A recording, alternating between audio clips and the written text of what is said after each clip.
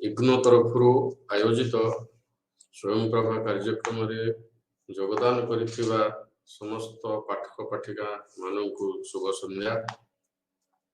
आज आम यूनिटी 5 एवं यूनिटी 4 विषय आम सूचना दबा तापरे आम यूनिटी 5 एवं यूनिटी 6 ए विषय पुंखानुपुंख आलोचना करिबा।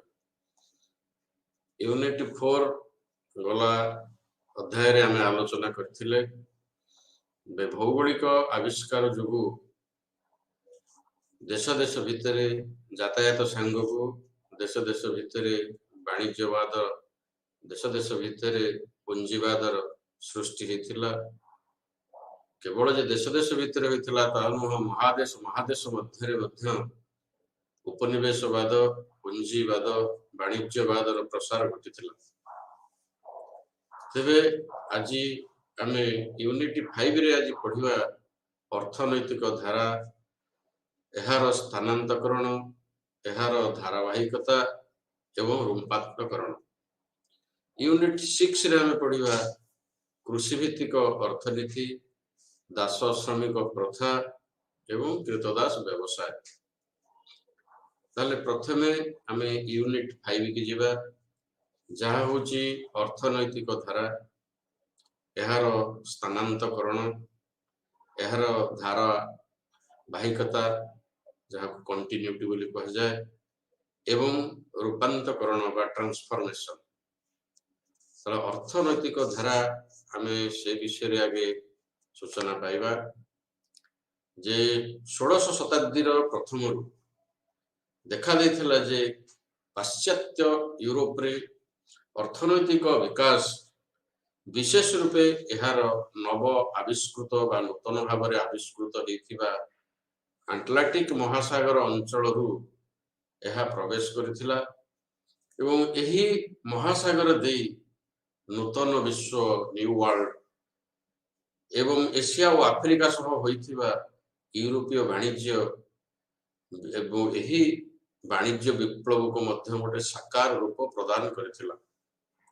एही वाणिज्य कारबार एवं यह संपर्कित प्रतिष्ठित हेतिबा उपनिवेश समग्र यूरोपीय अर्थनीति को बा पाश्चात्य जगत को प्रत्यक्ष रूपे प्रभावित करिथिला बेले अप्रत्यक्ष रूपे मध्य यह संपर्कित थिबा बा प्रतिष्ठित थिबा संस्था गुडी को प्रभावित करी अर्थनैतिक क्षेत्र रे गोटे आमूलचूल परिवर्तन आनिथिला। यह पूर्व जो प्रचलित प्रथा थिला अर्थनैतिक विषय रे ताहा आनुष्ठानिक भावे सम्राट माननकु प्रभावित करिथिले मध्य अटलांटिक महासागरीय वाणिज्य गुडी को जो करा गला सेथिरे सम्राट माननकर प्रभाव सम्राट माननकर प्रादुर्भाव क्रमशः कमी आसिला एवं सही माने व्यवसायी माननक पाखरे बा उद्योगी शिल्पोद्योगी माननकर सम्माने माननक पाखरे नियंत्रण ही रहिले एवं धनी श्रेणी व्यक्ति मानकर जो धन संपत्ति थिला जो वित्त रही थिला तापरे अधिक को अधिक सुदृढ़ करिबा पई सेमानकु सहाय्य करा गला। परवर्ती पर्याय रे बा परवर्ती समय रे ए अर्थनैतिक अभिवृद्धि ही एही पाश्चात्य जगतर एक केंद्रबिंदु थिला। तेबे अटलांटिक महासागर आविष्कार हला परे बा अटलांटिक महासागर को चिन्हट करा गला परे एहा मध्य दे वाणिज्य करुथिबा राष्ट्र गुडी को मध्य रे प्रधान थिला कि से England France Holland Portugal Spain एई माने अटलांटिक महासागर दे विभिन्न राष्ट्र को यातायात करी सेमानंकर वाणिज्य व्यवसाय प्रतिष्ठा करी अर्थनीतिर धारा को सेमाने प्रसार करिथिले बा स्थानांतरण करिथिले। एही सब देश गुडी को नूतन भाव में आविष्कृत अमेरिका एवं अटलांटिक महासागर दे एशिया सह वाणिज्यिक संपर्क बा वाणिज्यिक उपनिवेश एवं कृतदास व्यवसाय मध्य सेमाने आरंभ करते तंकर रास्ता थिला अटलांटिक महासागर एवं नव आविष्कृत अमेरिका। यह पूर्व अर्थनैतिक व्यवस्था ଭୂମଧ୍ୟ ସାଗର ମଧ୍ୟ ଦେଇ ନିୟନ୍ତ୍ରଣ କରାଯାଉଥିଲା ଏବଂ ଭୂମଧ୍ୟ ସାଗରର ପାଖେ ପାଖେ ଅନେକ ସହର ନଗର ବ୍ୟବସାୟ ପ୍ରତିଷ୍ଠାନ ସେହି ମାନଙ୍କ ଦ୍ୱାରା ପ୍ରତିଷ୍ଠା ଲାଭ କରିଥିଲା। କିନ୍ତୁ ପରେ ପରେ ଯେତେବେଳେ ଆଣ୍ଟଲାର୍ଟିକ ମହାସାଗର ମଧ୍ୟ ଦେଇ ବାଣିଜ୍ୟ ଆରମ୍ଭ ହେଲା, ଏସବୁ ବାଣିଜ୍ୟ କେନ୍ଦ୍ର ଗୁଡ଼ିକ ଭେନିସ ଠାରୁ ଲିସବନକୁ ସ୍ଥାନାନ୍ତରିତ ହୋଇଗଲା।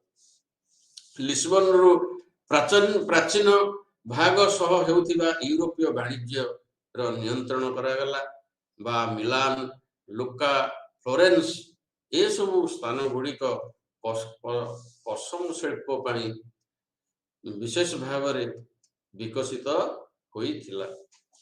16ଶ ଶତାବ୍ଦୀରେ ବା 16th ସେଞ୍ଚୁରୀରେ ମେକ୍ସିକୋ, ପେରୁ ଇତ୍ୟାଦି ଅଞ୍ଚଳରେ ମଧ୍ୟ ଯୋଉ ସବୁ ସ୍ୱର୍ଣ୍ଣ ଖଣି, ରୌପ୍ୟ ଖଣି ଗୁଡ଼ିକ ଦେଖାଦେଲା, ସେଠାରୁ ବ୍ୟବସାୟୀ ମାନେ ତା ଦ୍ୱାରା ଅଧିକରୁ ଅଧିକ ଲାଭବାନ ହେଲେ। ଏହି ସମୟରେ ଯୋଉ ନବଜାଗରଣ ମଧ୍ୟ ୟୁରୋପର ଆର୍ଥିକ ସନ୍ତୁଳତାକୁ ଭୂମଧ୍ୟ ସାଗରରୁ ସ୍ଥାନାନ୍ତରିତ କରି ଆଣ୍ଟଲାର୍ଟିକ ମହାସାଗର ଆଧାରିତ ଅର୍ଥନୀତିରେ ପରିବର୍ତ୍ତନ କରିଦେଇଥିଲା, ଯାହା ଦ୍ୱାରା ଗୋଟିଏ ବାଣିଜ୍ୟିକ ବିପ୍ଳବର ଉନ୍ମେଷ ହେଲା। ତାହେଲେ ବାଣିଜ୍ୟିକ ବିପ୍ଳବ କଣ ଆଉ ପୁଞ୍ଜିବାଦ କଣ? ମୁଁ ଟିକେ ସୂଚନା ଏଥିପାଇଁ ଦଉଛି ଯେ ପୁଞ୍ଜିବାଦ ଆଉ ବାଣିଜ୍ୟିକ ବାଦ ବା ପୁଞ୍ଜିବାଦ ଏବଂ ବାଣିଜ୍ୟିକ ସାମ୍ରାଜ୍ୟବାଦ, ଯାହାକୁ ଇଂଲିଶରେ କ୍ୟାପିଟାଲିଜିମ କୁହାଯାଏ ପୁଞ୍ଜିବାଦକୁ, ଏବଂ ବାଣିଜ୍ୟିକ ସାମ୍ରାଜ୍ୟବାଦକୁ କୁହାଯାଏ ମର୍କାଣ୍ଟିଲିଜିମ।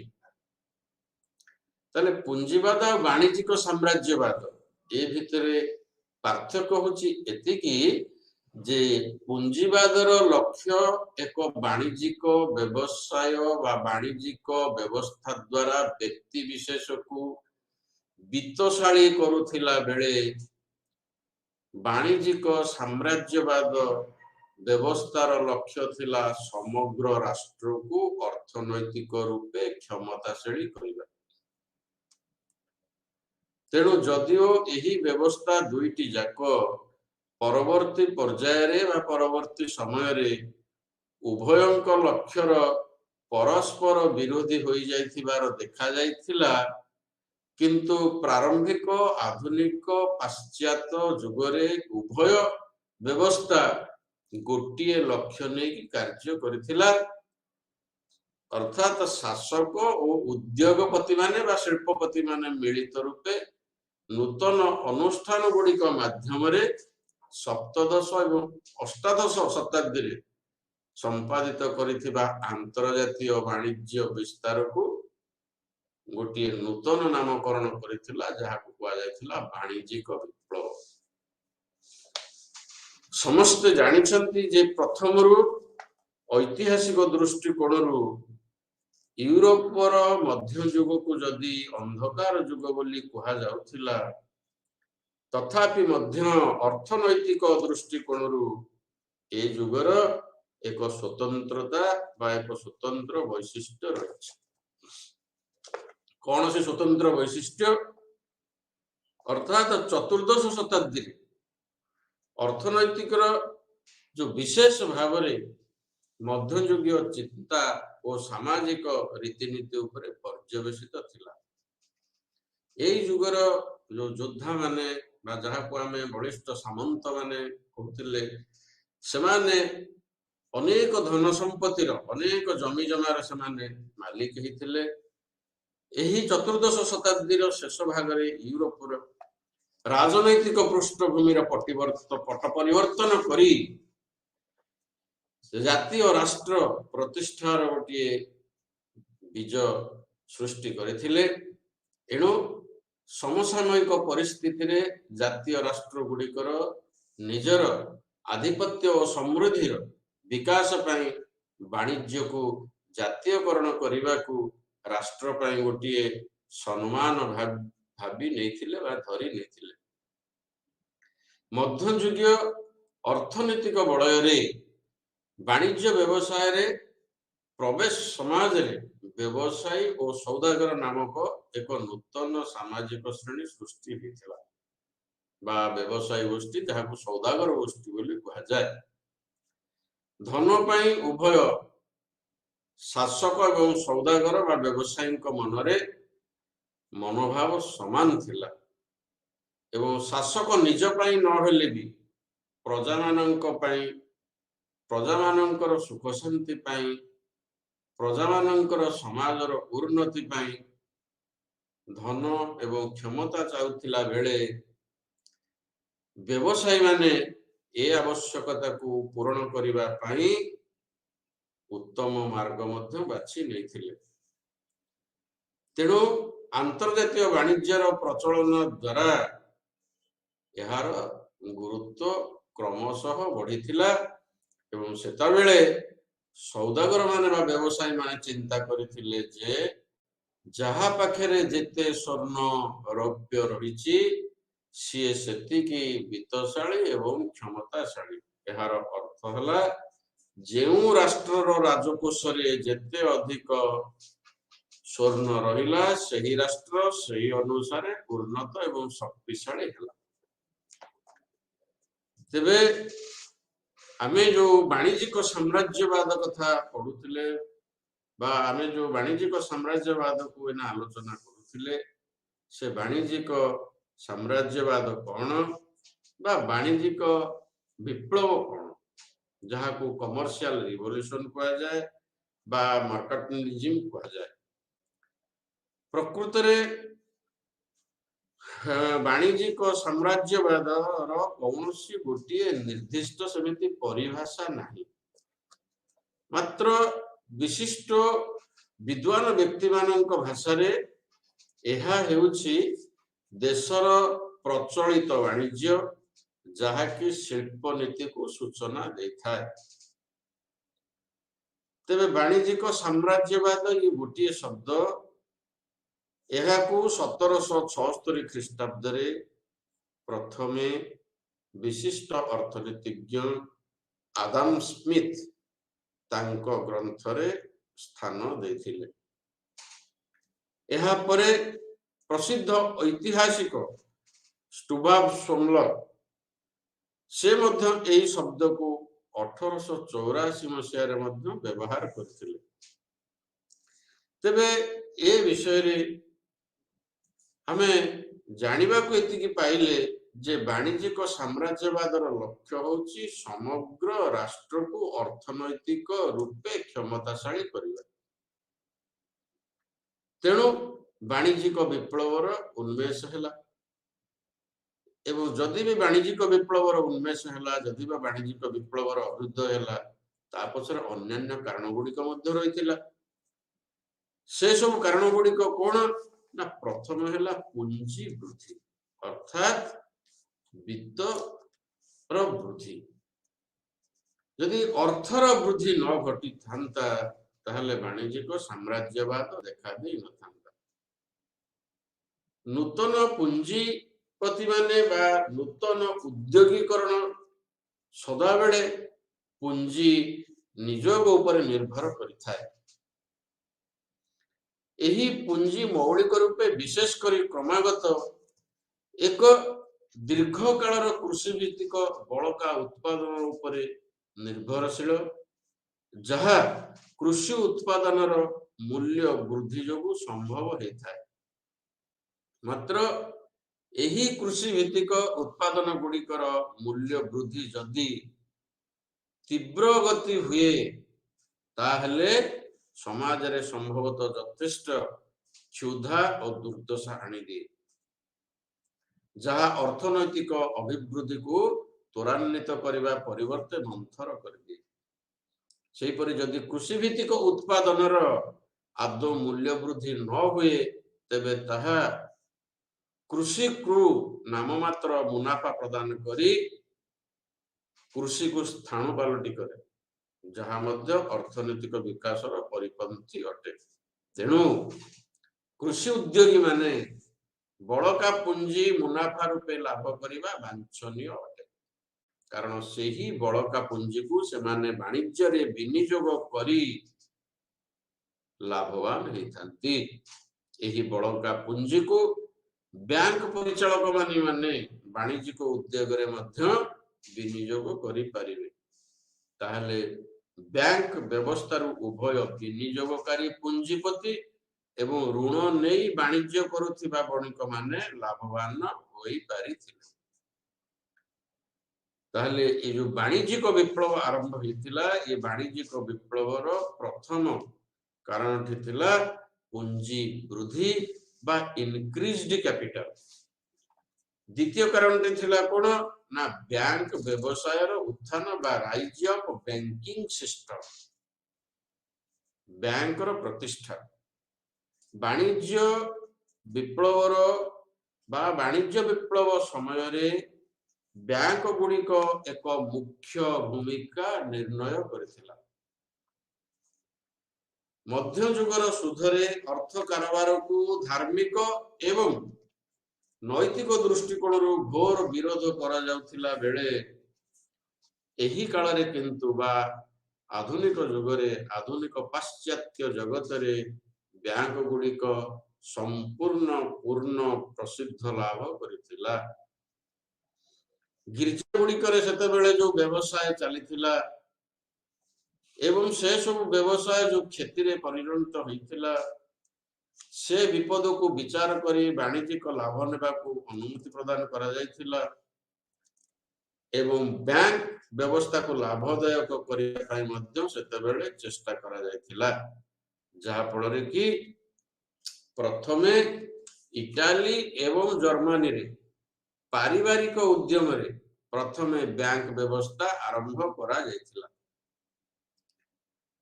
एही क्षेत्र रे चतुर्दश एवं पंचदश शताब्दी रे फ्लोरेंस रे मेडिस परिवार एवं ऑगस्टबर्ग रो फुग्रस परिवार अन्यतम थिले, जो फुग्रस माने सम्राट और बिशप माननकु अर्थ ऋण प्रदान करुथिले। एही व्यक्तिगत बैंक व्यवस्था प्रचलन हेबा द्वारा राष्ट्रायत्त बैंक गुड़िकर प्रतिष्ठा आरंभ हैला। एही राष्ट्रायत्त बैंक गुड़िक राष्ट्रर आर्थिक आवश्यकता वाणिज्यिक साम्राज्यवाद लक्ष्य को पूरण करि पारिथिला। तेबे विश्वर प्रथम राष्ट्रायत्त बैंक 1657 ख्रीष्टाब्द रे आरंभ होइथिला, जहाकू स्वीडेन बैंक बोली कहा जाउथिला बा स्वीडेन बैंक नाम रे प्रतिष्ठित थिला। इंग्लैंड एक वाणिज्यिक शक्ति रूपे प्रभावित हेबा परे 1694 ख्रीष्टाब्द रे इंग्लैंड बैंक बा द बैंक ऑफ इंग्लैंड रो मध्य प्रतिष्ठा हला, जो बैंक अंतर्जातीय अर्थ व्यवस्था रे इंग्लैंड पई एक महत्वपूर्ण भूमिका निर्णय करिथिला। ताहले अर्थनैतिक धारार बा वाणिज्यिक धारार बा वाणिज्यिक संप्रसारणर बा वाणिज्यिक विप्लवर आउ गोटे मुख्य कारण थिला बैंक प्रतिष्ठा। तीन रेला जे उधार प्रदान सुविधार विस्तार बा expansion of credit facility. Bank व्यवस्थार अभिवृद्धि एहार विभिन्न प्रकार आवश्यकीय विप्लव अर्थर बा विप्लव आर्थिक देन नेण द्वारा अधिक सुदृढ़ करथिला। यदि बैंक प्रतिष्ठा होइछि, बैंक यदि ऋण देन नेण न कला ताले आर्थिक विकास असंभव, बैंक प्रतिष्ठा बद निरर्थक। तेणु वाणिज्यिक विप्लव को गतिशील हेबारे मुख्य भूमिका निर्णय करिथिला बैंक। तेणु वाणिज्यिक विप्लव पछरे एक अमोघ अस्त्र भाव काम करुथिला एही सबु बैंक। उदार प्रदान व्यवस्था को एपरी सरलीकरण सिंप्लिफिकेशन करा जायथिला, जहा द्वारा कि जने व्यवसायी सहजरे ऋण आनी तार शिल्प कार्य रे विनियोग करी पुणी ऋण पैठ करिबा पई व्यवस्था थिला। जो चेक सिस्टम अर्थ प्रदान आदेश पत्र, जहा को इंग्लिश रे बा बैंक भाषा रे चेक बोली कहा जाय, उदार बा ऋण प्रदान व्यवस्थार ଏହା ଏକ ଥିଲା ମୁଖ୍ୟ ମାଧ୍ୟମ ଯାହାକୁ ଚେକ୍ ସିଷ୍ଟମ ବୋଲି କୁହାଯାଉଥିଲା। ଏହା ଦ୍ୱାରା ଅର୍ଥ ନେଣ ଦେଣ ହେଇପାରୁଥିଲା। ତତ୍ସହିତ ବ୍ୟାଙ୍କ ସ୍ୱର୍ଣ୍ଣ ତଥା ରୌପ୍ୟ ପ୍ରତିବଦଳରେ ମଧ୍ୟ ବ୍ୟାଙ୍କ ନୋଟ ପ୍ରଦାନ କରୁଥିଲେ। ଏହି ଉଭୟ ବ୍ୟବସ୍ଥା ପ୍ରଥମେ ଇଟାଲୀୟ ମାନଙ୍କ ଦ୍ୱାରା ବା ଇଟାଲୀ ଅଧିବାସୀ ମାନଙ୍କ ଦ୍ୱାରା ପ୍ରଚଳନ କରାଗଲା ବା ଇଟାଲୀୟ ବାସୀଙ୍କ ଦ୍ୱାରା ଉଦ୍ଭାବନ ହେଲା। ପରବର୍ତ୍ତୀ କାଳରେ ଏହା ସମଗ୍ର ଉତ୍ତର ୟୁରୋପକୁ ପ୍ରଥମେ ବ୍ୟାପିଗଲା। ଏହି ଚେକ୍ ଦ୍ୱାରା ଦେୟ ପ୍ରଦାନ ବ୍ୟବସ୍ଥା ବିଶେଷ ଭାବରେ ବାଣିଜ୍ୟର ଅଧିକରୁ ଅଧିକ ବୃଦ୍ଧି କରିଥିଲା, କାରଣ ଏହା ଦ୍ୱାରା ବ୍ୟାଙ୍କର ଭଣ୍ଡାରରେ ଥିବା ନଗଦ ଅର୍ଥର ପ୍ରକୃତ ପରିମାଣ ଠାରୁ ଅଧିକ ହିସାବରେ ବ୍ୟବସାୟିକ କାରବାର ହୋଇପାରିଲା।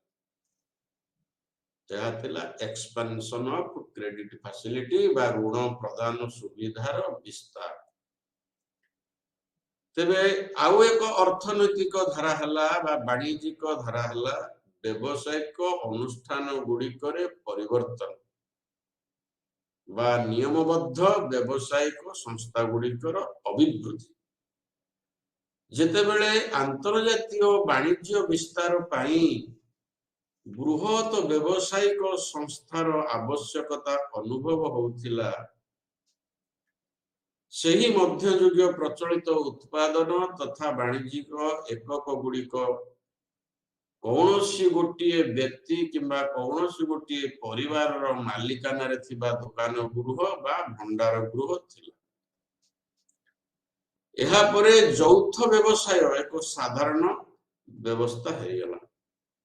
ମାତ୍ର ଏହାର ଏକ ବିଶେଷ ଅସୁବିଧା ହେଲା ଯେ ଯୌଥ ବ୍ୟବସାୟର ଅଂଶୀଦାର ଥିବା ସଦସ୍ୟମାନଙ୍କ ମଧ୍ୟରୁ ପ୍ରତ୍ୟେକ ଏହି ଯୌଥ ବ୍ୟବସାୟ ପାଣ୍ଠିରୁ ଅତ୍ୟଧିକ ପରିମାଣର ଋଣ ନେଇ ସେ ସଂସ୍ଥାକୁ ପୁରା ଋଣଗ୍ରସ୍ତ କରିଦେଉଥିଲା। ତେଣୁ ଅଧିକ ପୁଞ୍ଜି ବିନିଯୋଗ ସତ୍ତ୍ୱେ ବିପୁଳ କ୍ଷତିର ସମ୍ଭାବନା ଦେଖାଯାଉଥିଲା, ଯାହା ଫଳରେ କି ନିୟମାବଦ୍ଧ ବ୍ୟବସାୟିକ ସଂସ୍ଥା ବା ରେଗୁଲେଟେଡ୍ କମ୍ପାନୀର ସୃଷ୍ଟି ହେଲା। ଏହି ରେଗୁଲେଟେଡ୍ କମ୍ପାନୀ ଦ୍ୱାରା ଏକକ ସାଧାରଣ ଲକ୍ଷ୍ୟ ନେଇ ଏକତ୍ରିତ କାର୍ଯ୍ୟ କରୁଥିବା ବଣିକ ବା ବ୍ୟବସାୟୀ ଗୋଷ୍ଠୀକୁ ନିୟମବଦ୍ଧ ବାଣିଜ୍ୟିକ ସଂସ୍ଥା କୁହାଯାଏ। ଏହାର ସଦସ୍ୟମାନେ ଏପରି ସଂସ୍ଥାକୁ ନିଜ ପାଇଁ ସମ୍ବଳ ଯୋଗାଡ଼ କରୁନଥିଲେ, ମାତ୍ର ଏହି ସଂସ୍ଥାର ଉନ୍ନତି ପାଇଁ ସହଯୋଗର ହାତ ବଢ଼ାଉଥିଲେ ଏବଂ କେତେକ ନିର୍ଦ୍ଦିଷ୍ଟ ନିୟମକୁ ସ୍ୱୀକାର ପୂର୍ବକ ଏହି ନିୟମାବଦ୍ଧ ବ୍ୟବସାୟିକ ସଂସ୍ଥାର ସେମାନେ ସଦସ୍ୟ ହୋଇକି ରହୁଥିଲେ। ସାଧାରଣତଃ ଏପରି ବ୍ୟବସାୟିକ ସଂସ୍ଥା ବିଶ୍ୱର କୌଣସି ଏକ ଅଞ୍ଚଳରେ ଏକ ବ୍ୟବସାୟିକ ଏକଚାଟିଆ ରୂପେ ପରିଚାଳନା କରିବା ଉଦ୍ଦେଶ୍ୟରେ ଗଠିତ ହୋଇଥିଲା। ଏପରି ସଂସ୍ଥାର ସଦସ୍ୟମାନେ ଅନେକ ସମୟରେ ଉପଲବ୍ଧ ବନ୍ଦର ଏବଂ ଗୋଦାମ ଗୁଡ଼ିକୁ ଆକଳନ କରିବା ସହ ଏକଚାଟିଆ ବ୍ୟବସାୟ ମଧ୍ୟକୁ ପ୍ରବେଶ କରିବା ପାଇଁ ଉଦ୍ୟମ କରୁଥିବା ଲାଭାନ୍ୱେଷୀ ଅନଧିକାର ପ୍ରବେଶକାରୀ ମାନଙ୍କ ବିପକ୍ଷରେ ସଂସ୍ଥାକୁ ସୁରକ୍ଷା ପ୍ରଦାନ କରିଥାନ୍ତି। ଆଉ ଏକ କାରଣ ହେଲା କଣ ନା ଯୌଥ ପ୍ରତିଭୂତି ବ୍ୟବସାୟିକ ସଂସ୍ଥା, ଯାହାକୁ ଜଏଣ୍ଟ ଷ୍ଟକ୍ କମ୍ପାନୀ ବୋଲି କୁହାଯାଏ। ସପ୍ତଦଶ ଶତାବ୍ଦୀରେ ଅତ୍ୟଧିକ ବା ଅଧିକରୁ ଅଧିକ ଯୋଉ ବ୍ୟବସ୍ଥିତ ବ୍ୟାପକ ସୁଯୋଗ ଏହି ନୂତନ ଶ୍ରେଣୀର ଆର୍ଥିକ ପରିଚାଳନା ଅନୁଷ୍ଠାନ ପ୍ରଚଳିତ ନିୟମାବଦ୍ଧ ବ୍ୟବସାୟିକ ସଂସ୍ଥାକୁ ପଛରେ ପକେଇ ବାଣିଜ୍ୟ ବିପ୍ଳବକୁ ଆଗେଇ ନେଇଥିଲା।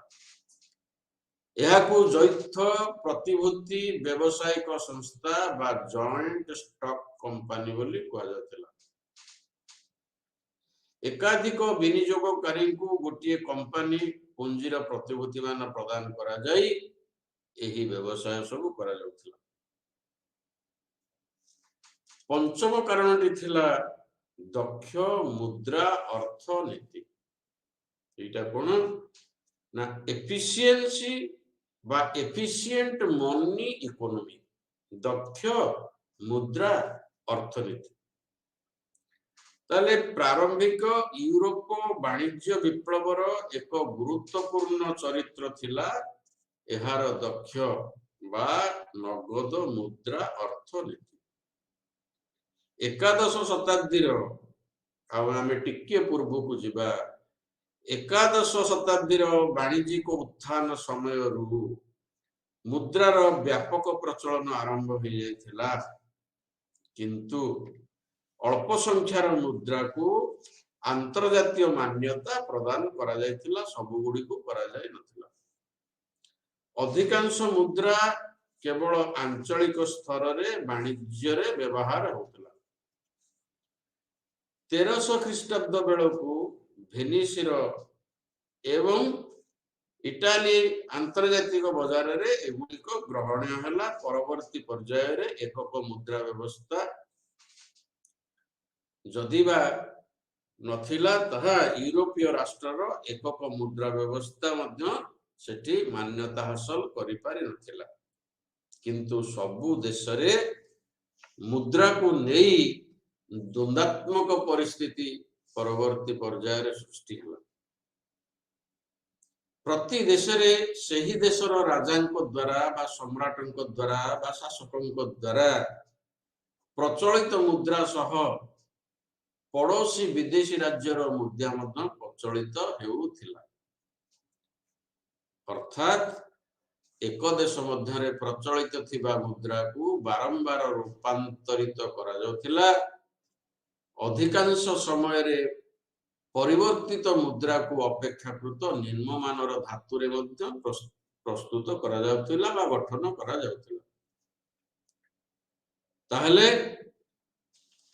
वाणिज्यिक विप्लवर उन्मेषर आउ एक कारण थिला एही दक्ष मुद्रा अर्थनीति।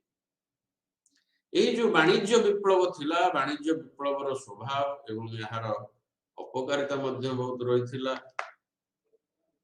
ए सब वाणिज्यिक विप्लवर मध्य समय काल थिला, जदिबा यार कौनसी निर्दिष्ट एक समय काल राता होई नथिला बा जदिबा ए वाणिज्यिक विप्लव गोटे राताराती आरंभ होई नथिला, तथापि मध्य पाश्चात्य यूरोप रे एही वाणिज्य विप्लव जुग जुग धरी बा शताब्दी शताब्दी धरी परिचालित होइतिला। शिल्प विप्लव भली यह एक चिरंतन थिला। बाजार को जेते अधिक नूतन एवं वैदेशिक द्रव्यर प्रवेश हेला बा आसिला, से अनुसार ताहार विक्रय, से अनुसार तार दरदाम, से अनुसार तार संरक्षण प्रक्रिया, से अनुसार तार मूल्यांकन, से अनुसार तार ऋण प्रदान, से अनुसार बैंक व्यवसाय, से अनुसार उपभोक्ता व्यवसायी पण्य बंटन आदि वाणिज्यिक संपर्क व्यवस्था रे परिवर्तन आसिला बा उन्नति आसिला। वाणिज्यिक साम्राज्यवाद एहा केबे आरंभ होई केबे शेष होला जदिबा सठिक ताकू मूल्यांकन करी हुए नाही, तथापि राजनैतिक दृष्टिकोण एहा राजतंत्र उत्थान एवं पतन सहित संपर्क थिला बेले अर्थनैतिक दृष्टिकोण एहा अंतर्जातीय व्यवसाय वाणिज्य रे उन्नति एवं अवनति सहित संपृक्त थिला। ताले वाणिज्यिक साम्राज्यवादर आलोचना परिधि गोटे व्यापक थिला एवं एहा भिन्न भिन्न राष्ट्र रे भिन्न भिन्न रूप रे ये रहिथिला। एहार उत्थानर कारण थिला कोन ना नवजागरणर आंदोलन। जितेले नवजागरण समाजर बौद्धिक चिंतन शक्ति रे प्रगति आनिला, एहार प्रभाव उभय कला विज्ञान रे उन्नति हैला, मुद्रण यंत्र आविष्कार हैला, एहा समाज रे गोटे वैप्लविक परिवर्तन आनिला। साधारण धर्म एवं निर्वाणर चिंता परित्याग करी पार्थिव सुख समृद्धिर अन्वेषण व्यापृत है सेतेबेले जाई एही वाणिज्यिक साम्राज्यवादर उन्मेष है। जे पर्यंत मानव समाज अंधविश्वास रे बुड़ीकी रहितिला से पर्यंत ए सबुर उन्मेष घटी नथिला। तले वाणिज्यिक साम्राज्यवाद पछरे मध्य लुचि रहितिला भौगोलिक आविष्कार। भौगोलिक आविष्कार गुड़िक नूतन भूभाग उपनिवेश मान प्रतिष्ठा करिवार सुजोग सृष्टि करथिले। एही उपनिवेश गुड़िकर आवश्यकता को पूर्ण करिबा पई इंग्लैंड फ्रांस हॉलैंड रे वाणिज्य कारोबार समृद्ध आसिला। फलरे वाणिज्य व्यवसाय उपरे निर्भर करुथिबा व्यवसायी मानकर बा व्यवस्था मानकर वैप्लविक परिवर्तन होला। तापरे आउ गोटे कथा को आमे जिबा जनसंख्या रे वृद्धि। पाश्चात्य जगत रे 16 शताब्दी रे जनसंख्या रे विस्फोरित रूप धारण करथिला। अर्थनैतिक अभिवृद्धि को यह दुईटी दिगरु साहाय्य करथिला। गोटी हला जनसंख्या वृद्धि द्वारा शिल्पपति माने सस्ता रे तांकर शिल्पानुष्ठान को प्रचलन करथिले। काहेकि ना जनसंख्या वृद्धि हेतिला श्रमिक माने सहजरे उपलब्धि होतिले। द्वितीय कथा हला जनसंख्यार वृद्धि जोगु आवश्यकता व्यवसायी माननकु सेमानंकर सामग्री गुड़िक बा पण्य द्रव्य गुड़िक अधिक मूल्य रे विक्रय करिया पई मध्य सेमाने स्थायी बाजार सृष्टि करथिले। से समय रे मध्य धर्म संस्कार आंदोलन कराइतिला बा धर्म संस्कार हेतिला। धर्म रे गोटे आमूलचूल परिवर्तन आना जायतिला।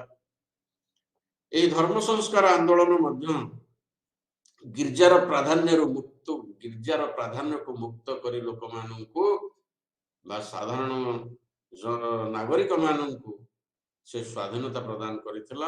अर्थनैतिक क्षेत्र रे धर्म को गौण करी सेमाने युक्तियुक्त प्रस्ताव को विचार करिनेले। एही समय रे अर्थनैतिक परिवर्तन देखा दला। अर्थात समसामयिक अर्थनैतिक परिवर्तन ए वाणिज्यिक साम्राज्यवाद अभ्युत्थान रे एक गुरुत्वपूर्ण भूमिका निर्णय करथिला।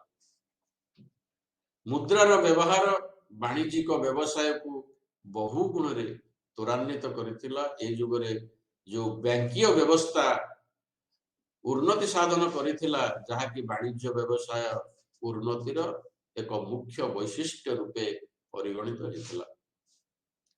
तेणु अमेरिकार जो सोन खणी रूपा खणी जो सब थिला से सब गुड़िक साहसी वाणिज्यिक गोष्ठी को आकृष्ट करथिला एवं वाणिज्यिक साम्राज्यवाद को गोटे नूतन प्रेरणा गोटे नूतन शक्ति प्रदान करथिला। ए समय रे मध्य गोटे राजनैतिक चिंताधारा रे गोटे विराट परिवर्तन आसिथिला। ए जुग रे गिरजा बदल रे लोक माने राष्ट्रर शक्ति रूपे बा सर्वसाधारण माननकु राष्ट्रर शक्ति रूपे विवेचना करा जायतिला। सामंतवाद समय रे केंद्रर शासन बड़ दुर्बल थिला। सेमाने कृषि को सेतेबेले कृषि कार्य को प्राधान्य मिलिथिला। किंतु आधुनिक राजनीति कर संग्रह द्वारा परिपुष्ट थिला। तेणु यह ही राष्ट्रर सुरक्षा और स्वयं शासित राज्य प्रतिष्ठार गोटे मूलभित्ति थिला। वाणिज्यिक साम्राज्यवादर प्रणेता माने बा उद्योक्ता माने ए दृष्टिकोण समर्थन करी मत देथिले जे केवल संपूर्ण साम्राज्यवाद ही समाजर शांति श्रृंखला प्रतिष्ठा करि पारिबो। एही अर्थनैतिक परिवर्तन जोगु वाणिक गोष्ठी को बा वणिक गोष्ठी को समाज रे गोटे विशेष स्थान दे जायतिला बा तांको गोटे स्वतंत्र मर्यादा प्रदान करा जायतिला। एहा द्वारा बा वाणिज्यिक विप्लव बा वाणिज्यिक प्रसारण द्वारा मध्य सांस्कृतिक परिवर्तन हेतिला। कोन सांस्कृतिक परिवर्तन ना शिल्पर प्रगति रे शिक्षार विकास हेतिला। शिल्पर प्रगति द्वारा कलार विकास हेतिला। शिल्पर प्रगति द्वारा हस्तशिल्पर मध्य विकास घटिथिला एक नूतन सांस्कृतिक परिवेश मध्य सृष्टि करा जायतिला जदि वाणिज्यिक परिवर्तन घटी नथांता आर्थिक दुर्बल घटी थांता ताहले कलार विकास शिक्षार विकास असंभव हो पड़ी थांता सही पाश्चात्य जगत रे तेबे समकालीन लेखक कलाकार दार्शनिक माने समानंकर रचना समानंकर चिंतन द्वारा सर्वसाधारणंकर जीवन रे गोटे नूतन प्राण शक्ति उद्रेक करथिले तेबे एई सब वाणिज्यिक विप्लव बा अर्थनैतिक धारा एवं यार रूपांतरीकरण यार स्थानांतरीकरण जोगु समग्र पाश्चात्य जगत रे यार एक आमूलचूल परिवर्तन करथिला एवं एही समय रे सेते बेले पाश्चात्य जगत रे अनेक वाणिज्य केंद्र गुड़िक प्रतिष्ठित होता बहु स्थान रे से सब वाणिज्यिक केंद्र प्रतिष्ठा करा जायतिला जोठी वाणिज्यिक केंद्र प्रतिष्ठा करागला सेठी शिक्षार विकास हैला सेठी मध्य विश्वविद्यालय रास्ता घाट ए सबुर निर्माण करा जायतिला उद्यान निर्माण करा जायतिला चिकित्सालय प्रेक्षालय ए सब गुड़िकर मध्य विकास घटितिला जहा कि तत्कालीन समाज को मध्य परिपुष्ट करितिला एही परिप्रेक्षी रे वाणिज्यिक केंद्र जेउ सब वाणिज्यिक केंद्र मान विभिन्न स्थान रे घटी चलीतिला प्रतिष्ठा हेतिला वाणिज्यिक संस्था प्रतिष्ठा हेतिला सेते बेले ए सब गुड़िक सेही समय तत्कालीन समाजर सांस्कृतिक सामाजिक धार्मिक चेतना को मध्य परिपुष्ट करितिला एहा थिला हमर अर्थनैतिक धारा अर्थनैतिक प्रसारण रूपांतरीकरण सम्यक सूचना आमे आउ गोटे यूनिट की वर्तमान जीवा जहाँ को यूनिट 6 हमर रही आज विषय परिसर भितर जहाँ को कह जाए कृषि भित्तिक अर्थनीति कौन से कृषि भित्तिक अर्थनीति जहाँ को प्लांटेशन इकोनॉमी बोली कह जाए जो प्लांटेशन इकोनॉमी बा कृषि भित्तिक अर्थनीति से कृषि भित्तिक अर्थनीति हला एया जे जेते बेले अमेरिका आविष्कार हला बा अमेरिका जेते बेले आविष्कृत हला सही समय रे विदेश रे बा अन्य महादेश रो लोक माने से माने समस्ते आस्ते आस्ते उत्तर अमेरिका आस्ते आस्ते दक्षिण अमेरिका रे जाई बसति स्थापन कले आमे समस्ते जानिचे उत्तर अमेरिका दक्षिण अमेरिका रे सदा बेले बरफपात होतिला बेले उत्तर अमेरिका रे सदा बेले वृष्टिपात लागि रही था एवं से महादेश एमिति एक महादेश जहा कि प्राकृतिक संपद रे भर्ती होई रही जोथि जोगु अन्य महादेश रु बा यूरोप महादेश रु अनेक राष्ट्र समूह से स्थान प्रति आकृष्ट होइतिले एवं सेठारे स्थायी बासिंदा होई सेमानंकर उपनिवेश मान सब प्रतिष्ठा करथिले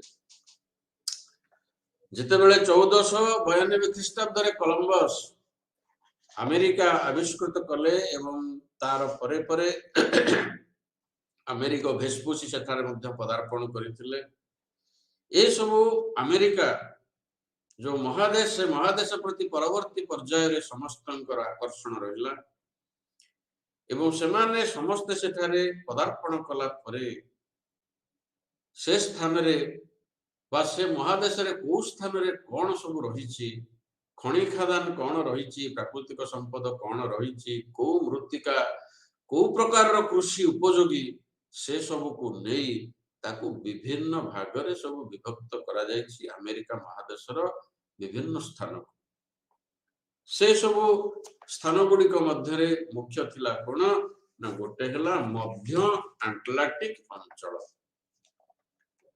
एही मध्य अटलांटिक अंचल कहले को स्थान को बुझुतिला ना न्यूयॉर्क पेनसिल्वेनिया वर्जीनिया ए सब गुड़िक मध्य अटलांटिक अंचल को बुझुतिला बा द मिडिल अटलांटिक रीजन ए सब अंचल रो भूभाग बा भूपृष्ठ यार बहुत उर्वर तेणु एठारे विभिन्न पनिपरिबा गहम मक्का धुआंपत्र आदि प्रचुर परिमाण रे चाष करा जाय ଗୋପାଳନ ଫଳ ଚାଷ ମଧ୍ୟ ଏଠାରେ ସାଧାରଣ ରୂପେ ସର୍ବଜନକୃତ। ପରବର୍ତ୍ତୀ କାଳରେ ଏଠାରେ ଯୋଉ ସବୁ କଳକାରଖାନା ଗୁଡିକ ଗଢି ଉଠିଲା, କଳକାରଖାନାକୁ ଧରି ଯୋଉ ବାଣିଜ୍ୟିକ କେନ୍ଦ୍ର ମାନ ଗଢି ଉଠିଥିଲା, ଏସବୁ ଗୁଡିକ ଥିଲା କୃଷି ଭିତ୍ତିକ। ଯଦି ଏ ସ୍ଥାନ କୃଷି ଉପଯୋଗୀ ହେଇନଥାନ୍ତା, ତାହେଲେ ଏଠି ଶିଳ୍ପାନୁଷ୍ଠାନର ପ୍ରତିଷ୍ଠା ଲାଭ କରିନଥାନ୍ତା। ଆଉ ଏକ ଥିଲା, ଆଉ ଗୋଟିଏ ଅଞ୍ଚଳର ନାଁ ହେଲା ଦି ନ୍ୟୁ ଇଂଲଣ୍ଡ ରିଜିଅନ ବା ନ୍ୟୁ ଇଂଲଣ୍ଡ ଅଞ୍ଚଳ। ଏହି ଅଞ୍ଚଳର ଜଳବାୟୁ ଏବଂ ମୃତ୍ତିକା କୃଷି ଅନୁପଯୁକ୍ତ ଥିଲା। ଏଠି କୃଷି କାର୍ଯ୍ୟ ହେଉନଥିଲା। ଏହାର ମୃତ୍ତିକା ସମ୍ପୂର୍ଣ୍ଣ ଅନୁର୍ବର, କିନ୍ତୁ ଏଠାରେ ବିଶେଷ କରି ପ୍ରାକୃତିକ ସମ୍ପଦ ମଧ୍ୟ ନଥିଲା। ତଥାପି ମଧ୍ୟ ଏଠାରେ ଅନେକ ଲାଭଦାୟକ ଶିଳ୍ପ ସ୍ଥାପନ କରାଯାଇଥିଲା। କୃଷି ହଉ ନ ହଉ କିମ୍ବା ଏଠାରେ ପ୍ରାକୃତିକ ସମ୍ବଳ ନଥାଉ, ଯୋଉ ବିସ୍ତୃତ ପଡିଆ ଥିଲା, ଯୋଉ ବିସ୍ତୃତ ସ୍ଥାନ ଥିଲା, ସେ ବିସ୍ତୃତ ସ୍ଥାନରେ ବଡ ବଡ କଳକାରଖାନା, ବଡ ବଡ ଶିଳ୍ପାନୁଷ୍ଠାନ ବା ଲାର୍ଜ ସ୍କେଲ ଇଣ୍ଡଷ୍ଟ୍ରି ପ୍ରତିଷ୍ଠା ପାଇଁ ଏ ସ୍ଥାନ ପ୍ରଯୁଜ୍ୟ ଥିଲା। ସେପରି ଦକ୍ଷିଣ ଆଟଲାଣ୍ଟିକ ଅଞ୍ଚଳ ବା ସର୍ଦର୍ନ ଆଟଲାଣ୍ଟିକ ରିଜିଅନ, ଏହି ଅଞ୍ଚଳ ନିମ୍ନ ବିଷୁବ ମଣ୍ଡଳୀୟ ହେଇଥିବାରୁ ଏହା ଫସଲ ଉତ୍ପାଦନ ପାଇଁ ଉପଯୁକ୍ତ ଅଞ୍ଚଳ ଥିଲା। ଏହା ଏକ ଫର୍ଟାଇଲ ଲ୍ୟାଣ୍ଡ। ଏଠାରୁ ମଧ୍ୟ ଅନ୍ୟ କଞ୍ଚାମାଲ ଗୁଡିକ ବହୁ ପରିମାଣରେ ଉତ୍ପାଦନ କରାଯାଉଥିଲା। ଏହି ଅଞ୍ଚଳର ସମୃଦ୍ଧି ଏବଂ ଉର୍ବରତା ଆମେରିକାରେ ପ୍ରତିଷ୍ଠିତ ବିଭିନ୍ନ ଶିଳ୍ପର ବିକାଶ ପାଇଁ ସହଯୋଗ ପ୍ରଦାନ କରିଥିଲା। ଏହି ଦକ୍ଷିଣ ଆଟଲାଣ୍ଟିକ ଅଞ୍ଚଳ। ସେମିତି ଆଉ ଏକ ଅଞ୍ଚଳ ଥିଲା ପ୍ରଶାନ୍ତ ମହାସାଗରୀୟ ପାର୍ବତ୍ୟ ଅଞ୍ଚଳ, ଯାହାକୁ ପାସିଫିକ ମାଉଣ୍ଟେନ ରିଜିଅନ ବୋଲି କୁହାଯାଏ। ଅନେକ ପର୍ବତମାଳାର ଏଠାରେ ଅବସ୍ଥିତି ଯୋଗୁଁ ଏଠାର ଖୁବ ଅଳ୍ପ ସଂଖ୍ୟକ ଜନବସତି ଥାଏ। କାହିଁକି ନା ଏଠାରେ ପର୍ବତ ଗୁଡିକ ଭୂପୃଷ୍ଠକୁ ସବୁ ଆଚ୍ଛାଦିତ କରିକି ରଖିଥାଏ। କିନ୍ତୁ ଏଠାରେ ବହୁ ପରିମାଣରେ ଏଠାରେ ଖଣିଜ ସମ୍ପଦ ଉପଲବ୍ଧି ରହିଛି। ଏଠାରେ ସୁନା ଖଣି, ରୂପା ଖଣି, ତାମ୍ର, ସୀସା, ଦସ୍ତା ଇତ୍ୟାଦି ଖଣି ମାନ ଏହି ସ୍ଥାନରେ ଅଛି, ଯୋଉ ପ୍ରଶାନ୍ତ ମହାସାଗରୀୟ ପର୍ବତମାଳା।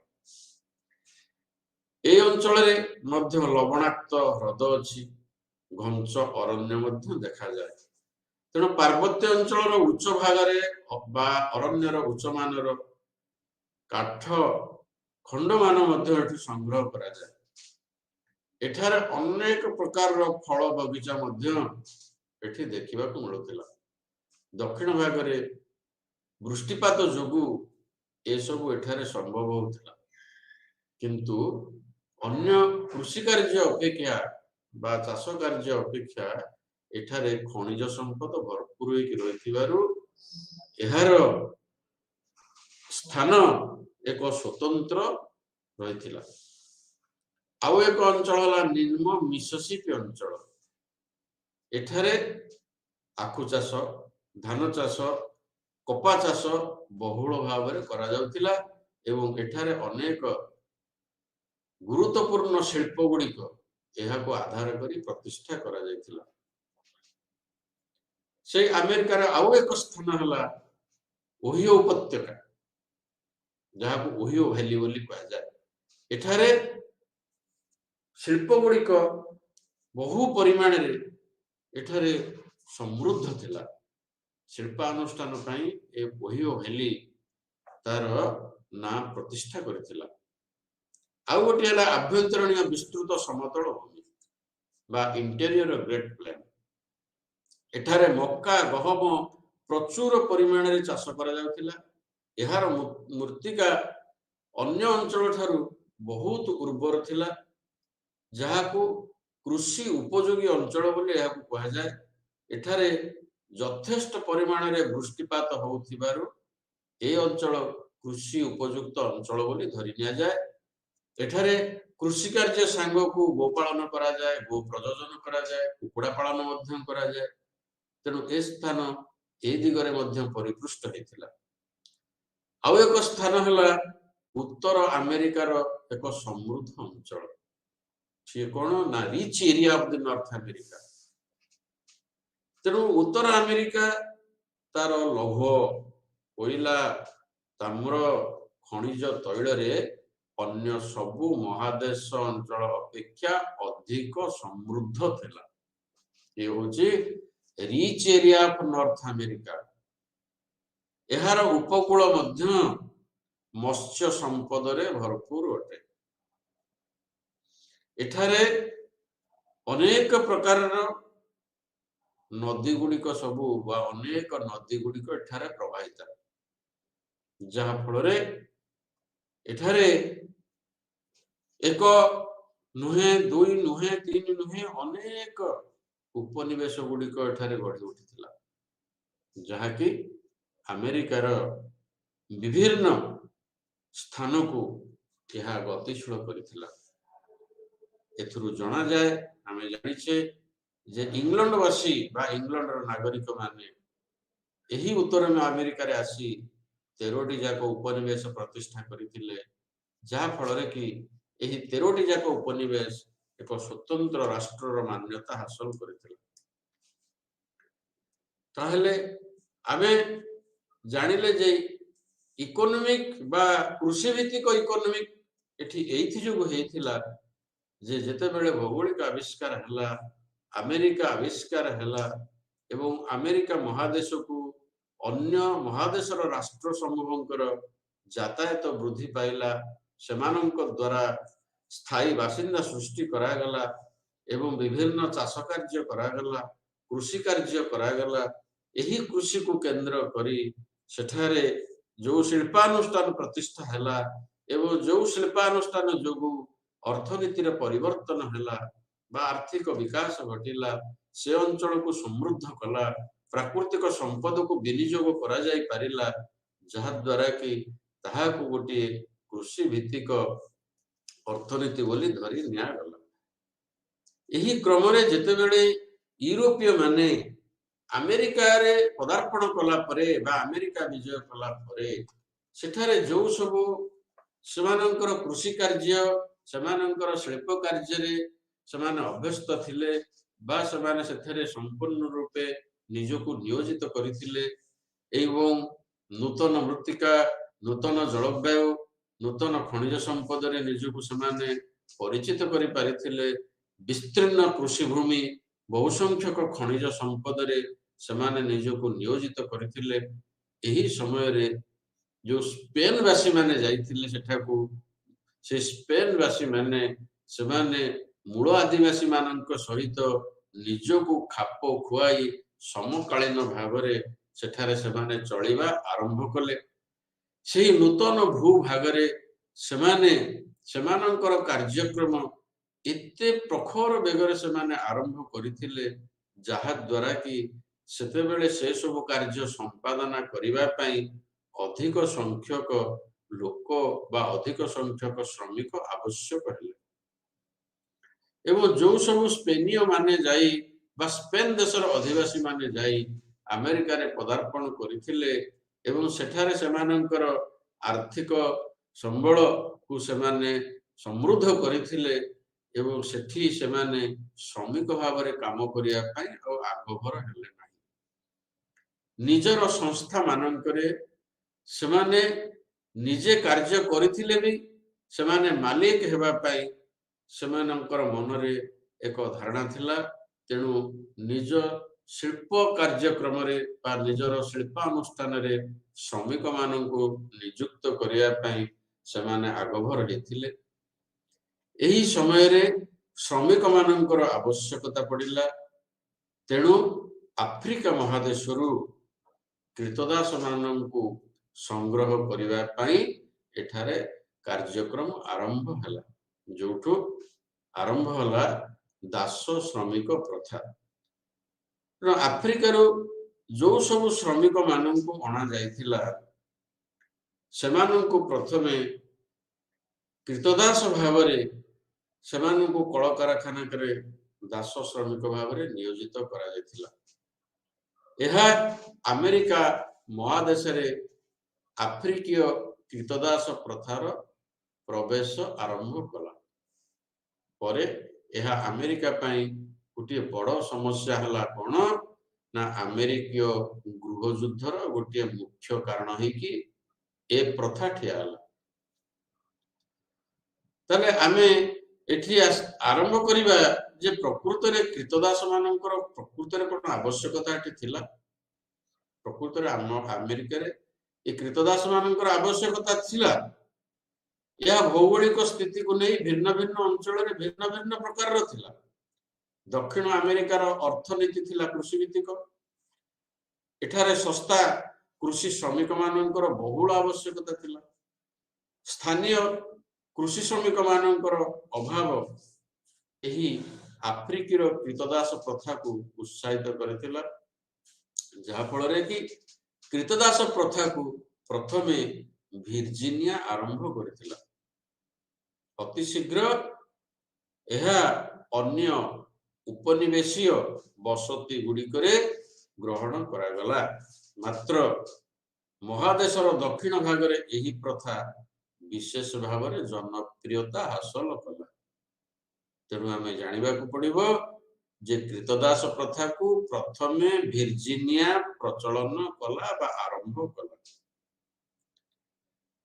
ତାହେଲେ ନୂତନ ଭାବରେ ଆବିଷ୍କୃତ ଭୂଭାଗକୁ ଅମାପ ଧନ ସମ୍ପତ୍ତି ସନ୍ଧାନ ଆଶାରେ ଆସିଥିବା ଉପନିବେଶବାଦୀ ଓ ବସତି ସ୍ଥାପନକାରୀ ମାନେ ସେଠାରେ ପହଞ୍ଚିବା ପରେ ନିଜର ମାଲିକାନାହୀନ ବିସ୍ତୃତ ଭୂ ସମ୍ପତ୍ତିକୁ ନିଜର ସମ୍ପତ୍ତି ରୂପେ ବିବେଚନା କରି ସେହି ସ୍ଥାନରେ ବସବାସ ଆରମ୍ଭ କଲେ ଏବଂ ପରେ ପରେ ଏପରି ବାସିନ୍ଦା ମାନେ ପରସ୍ପର ସହଯୋଗରେ କୃଷି କ୍ଷେତ୍ର ମାନ ପ୍ରସ୍ତୁତ କରି ସେଥିରୁ ଖାଦ୍ୟ ଶସ୍ୟ ପନିପରିବା ଫଳ ପୁଷ୍ପ ଉତ୍ପାଦନ କରିବା ସହ ନିଜର ସେଠାରେ ବାସଗୃହ ମାନ ନିର୍ମାଣ କଲେ।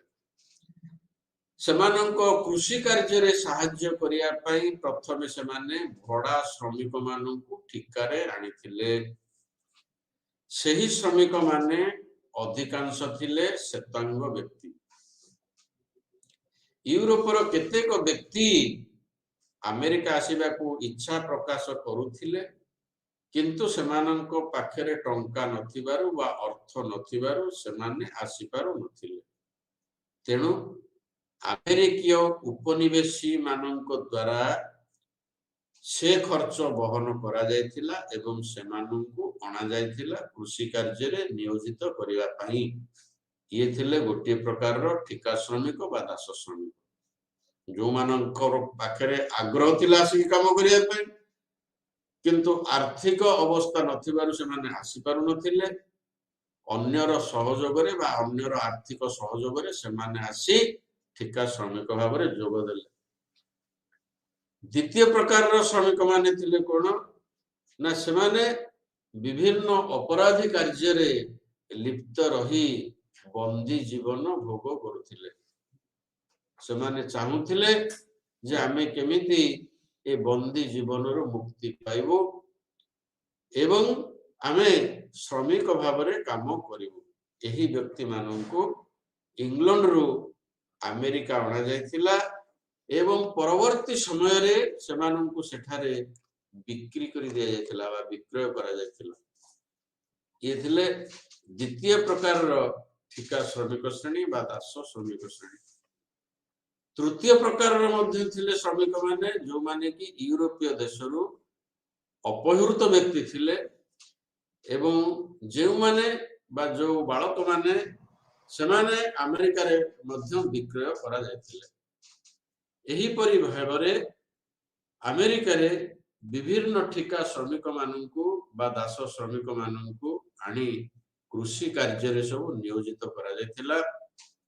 ଏସବୁ ଶ୍ରମିକ ମାନେ ଅତି ଶସ୍ତା ଦରରେ ଉପଲବ୍ଧ ହେଉଥିଲେ।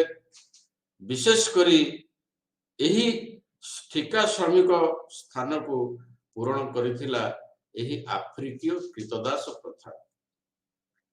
ତାହେଲେ विशेष भाव में आम ऐतिहासिक दृष्टिकोण को जदि जीवा प्रथमे डच माने सेमानंको जहाज रे 1619 मसीह रे अमेरिका को 21 जन निग्रो कृतदासन को भार्जिनिया उपनिवेश रे बिक्री करथिले परे सेमानंको सेमानंको ठारू आफ्रिकीय कृतदास प्रथार आरंभ होला एवं एही प्रथा दिन को दिन आस्ते आस्ते बढ़ी बढ़ी चलिला कृतदास मानकर संख्या मध्य बढ़ी बढ़ी चलिला को उपनिवेश रे केते संख्यक कृतदास रहिले सेमाने को देशरो को समय रे सेमाने आसिले एक कथा इतिहास रे निर्दिष्ट भाव में मध्य वर्णना रहिछि इत्ते संख्या रे कृतदास माने आफ्रिका महादेश रु आसी अमेरिका महादेश रे प्रवेश कले जहा फल रे कि केवल ठिका श्रमिक मानकर नियोजन ए शिल्पानुष्ठान मानकर देखा मिलला जो जोगु शिल्पपति माने बा वित्तशाली व्यक्ति माने सस्ता श्रमिक पाई सेमानंकर शिल्पानुष्ठान को परिपुष्ट करथिले कम मजूरी प्रदान करी स्वल्प वेतन ए ठिका श्रमिक माननकु देई सेमानंक शिल्पानुष्ठान को वित्तशाली करथिले बा समृद्ध करथिले अल्प स्वल्प व्यय सेमाने अधिक लाभ पाइथिले सेमानंकर शिल्पानुष्ठान को विस्तारित करिवा पाई मध्य सेमानंक पक्षरे ये गोटे प्रकार सुविधा थिला स्वल्प मजूरी रे श्रमिक माननकु खटेई निज शिल्पानुष्ठान माननकरे एही स्वल्प वेतनधारी माननकु नियोजित करी सेमाने सेमानंकर शिल्पानुष्ठान को वृद्धि करिवारे आगे चलिले जिते बेले श्रमिक मानकर संख्या एटी वृद्धि पाइला एवं शिल्पानुष्ठान शिल्पपति माने सेमाने दिन को दिन धनी हेई चलिले वित्तशाली हेई चलिले समृद्धशाली हेई चलिले एही परिप्रेक्षी रे मालिक माने बा से शिल्पोद्योगी माने सेमानंकर श्रमिक मानक प्रति दुर्व्यवहार आरंभ कले सेमानंक प्रति उचित आचरण प्रदर्शन कले नाही जहा फल रे कि श्रमिक मानक मध्य रे एक वितृष्णा भाव देखा देला श्रमिक मानकर मन रे एक विराट परिवर्तन आसिला जो लक्ष्य नहीं हजार हजार नॉटिकल माइल दूर आसी सेमाने अन्य महादेश रे एक नूतन जलवायु नूतन परिवेश रे निजको खाप खुआई श्रमिक भाव में नियोजित होते प्राथमिक पर्याय रे जदिवा सेमानंकर मन रे ए सब नथिला किंतु परवर्ती पर्याय रे वर्ष वर्ष चलीगला परे परवर्ती पर्याय रे सेमानंकर मन रे जो वितृष्णा भाव देखादेला सेथिरु सेमाने निवृत्त रहिबा पाई कृतदास विप्लव आरंभ होला जदि श्रमिक मानकर मन रे से भली दुर्दशा न थांता सेमानंकर मन रे जदि वितृष्णा भाव न थांता अशांत वातावरण न थांता ताहले सेमाने कदापि सेमानंकर मालिक मानक विरुद्ध रे बा शिल्पोद्योगी मानक विरुद्ध रे सेमाने कृतदास प्रथा उच्छेद पाई सेमाने आंदोलन करि न थांते तेनु विश्व रे एहा एक विराट विषय रूपे परिगणित हैला जे कृतदास प्रथार उच्छेद पाई उद्यम चलिला जो कृतदास प्रथा परवर्ती पर्याय मानकरे अन्यान्य देश महादेश को मध्य व्यापी गला जोथि पाई कृतदास उच्छेद पद्धति मध्य आरंभ हैला सेमानंकर उच्छेद पाई कोन सेमाने उच्छेद पाई पदक्षेप नेबे को कारण को भित्ति करी सेमाने ए आंदोलन करिवे एथि पाई मध्य एक विश्वस्तर रे से आलोचना करा जायतिला जो आलोचना रु आरंभ हैला कृतदास विरोधी आंदोलन बा कृतदास प्रथा उच्छेद पाई आंदोलन ये जो आंदोलन आरंभ हैला 1821 मसीह रु से आफ्रिका महादेश रे ए आंदोलन देखा देला जो आंदोलन समग्र पृथ्वी रे कृतदास प्रथा को उच्छेद करिया पाई कार्यक्रम आरंभ करा जायतिला एवं एहा को आधार करी केवल जे अमेरिका महादेश केवल जे पाश्चात्य जगत रे एहा को विलोप करा जायतिला ता नहे कृतदास प्रथा को समग्र विश्व रे उच्छेद करिया पाई सेते बेले नियम प्रणयन करा जायतिला तबे আজি ତ ଆମର ସମୟ ହେଇଯାଇଛି, ଆମେ ଆଗାମୀ ଅଧ୍ୟାୟରେ ଆଉ ନୂତନ ବିଷୟକୁ ଆଗେଇ ନେବା।